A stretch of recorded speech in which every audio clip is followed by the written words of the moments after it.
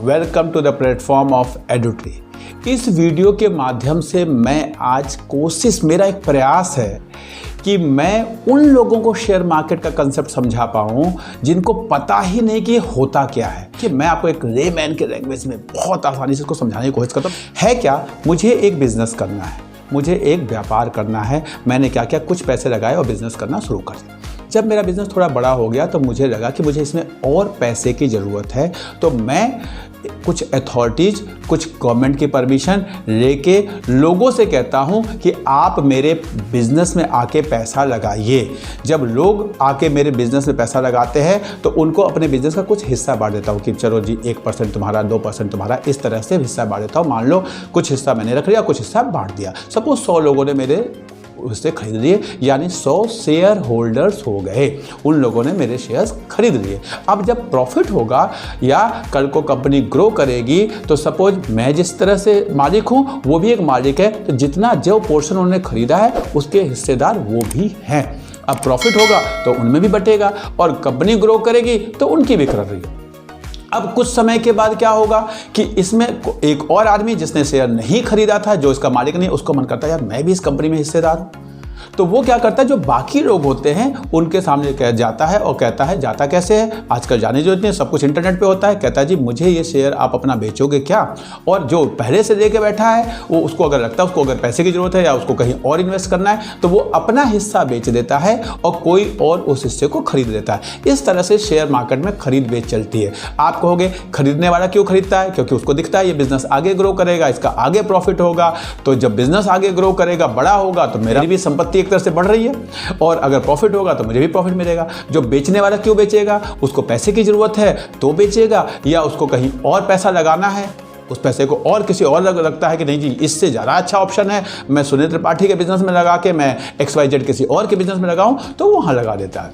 तो इस तरह से शेयर मार्केट काम करना शुरू करता है। जो पहली बार जब उस शेयर को बेचा गया, जिन लोग 100 लोगों ने 200 लोगों ने खरीदा, उसे कहते हैं IPO आता है, लोग खरीद लेते हैं। अब उसके बाद कंपनी ने अपना कुछ हिस्सा बेच दिया, कंपनी अपना काम करने लगती है, कंपनी का मालिक अपना काम करने लगता है। अब जिन लोगों ने हिस्सा खरीदा है वो भी एक तरह से मालिक, छोटे छोटे पोर्शन के। अब वो लोग अपना हिस्सा एक दूसरे को खरीदते बेचते रहते हैं, जो कि हम डेली बेसिस पे कहते हैं लोग खरीद रहे हैं, बेच रहे हैं, मार्केट का प्राइस ऊपर गया नीचे गया, वो ये हिस्सा ना।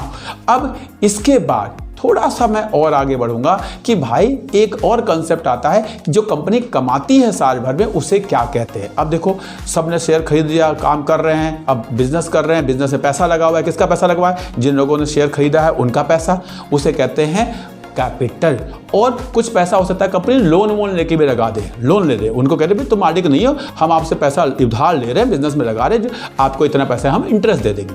तो जो हमने पैसा लगाया वो कैपिटल और जो हमने उधार ले दिया वो क्या हो गया, लोन। इन दोनों को मिला दिया तो उसे कहते हैं कैपिटल एम्प्लॉयड। अब इस कैपिटल एम्प्लॉयड को लगा के कंपनी अपना बिजनेस कर रही है। 1 साल के बाद सपोज ये कैपिटल एम्प्लॉयड 1 करोड़ का था, 1 साल के बाद ये 1 करोड़ 10 लाख का हो गया, यानी 10 लाख रुपए इस पर बढ़ गए। कैसे हुए, काम किया साल भर तो उस पर 10 लाख रुपए बढ़ गए। जो बढ़ गए, जो कमा लिया बिजनेस में 1 साल में, उसे कहते हैं ROCE, return on capital employed. और आसान शब्दों में हमने साल भर में कमाया क्या, जो हमने लगाया था और जो साल भर के बाद कमाया, उस दोनों का परसेंटेज निकाले, प्रतिशत निकाले, तो वो हो गया ROCE। तो मैंने आपको 3 चीज़ें समझाई, शेयर क्या होता है, IPO क्या होता है, शेयर मार्केट में खरीदते बेचते हैं तो उसे क्या कहते हैं, कैसे खरीदते बेचते हैं, और जो कमाते हैं, जो कंपनी कमाती है उसे कहते हैं ROCE। अब बात आती है कि जो पैसा लगा रहा है वो तो कंपनी ने कमाया, वो हो गया ROCE। अब जो आदमी ने शेयर में पैसा लगाया वो क्या कमाता है, 2 तरह से कमाता है। एक कि मैंने शेयर लगा रखा है, अब जब भी कंपनी को प्रॉफिट होगा वो प्रॉफिट लोगों में बांटेगी। जो कंपनी को जो भी प्रॉफिट हो, साल भर में प्रॉफिट हो, उसमें से कुछ हिस्सा बांटती है, उसे कहते हैं डिविडेंड।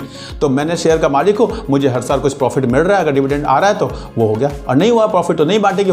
कई बार ऐसा भी होता है कि प्रॉफिट हुआ लेकिन फिर भी नहीं बांटा। क्यों नहीं बांटा, कि वो कंपनी में कहीं उसी पैसे को और लगा के कंपनी को और बड़ा करना है, और कोई ब्रांच खोलनी है, और कोई फैक्ट्री खोलनी है, और कोई नया प्रोडक्ट लॉन्च करना है। तो जरूरी नहीं कि हर बार डिविडेंड आए, लेकिन कंपनी कमा रही है और अगर बढ़ रही है तो भी तो मेरी ही है ना, क्योंकि मैं भी तो मालिक हूँ, तो उसमें कोई दिक्कत नहीं है। दूसरा एक कमाई क्या हो गया कि डिविडेंड मिल गया मुझे, दूसरी एक कमाई होती है कि जब मैंने पैसा लगाया था तो कंपनी थोड़ी छोटी थी, थोड़ा उसका ग्रोथ नहीं हुआ था, तो उस समय डिमांड सप्लाई के बेसिस पे मुझे 10 रुपये में मिली थी। अब 6 महीने बाद, 1 साल बाद, 2 साल बाद जब मैं उसको बेचूंगा तो on the basis of demand supply हो सकता है 10 वाली चीज़ मेरी 12 में बिके, 15 में बिके।